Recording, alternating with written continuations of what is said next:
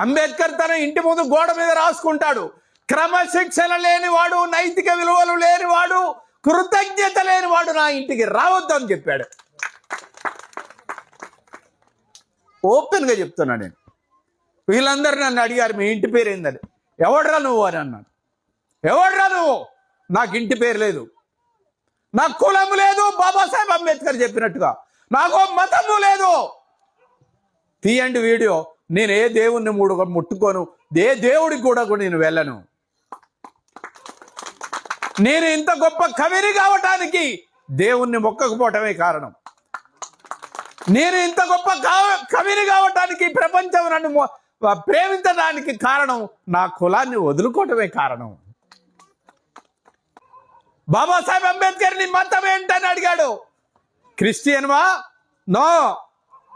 ముస్లింవా? No. హిందువా? కాదు. Who are you అంటే I'm firstly and lastly I'm Indian అని చెప్పాడు. నువ్వెవరు అని అంటే భారతీయుని చెప్పాడు.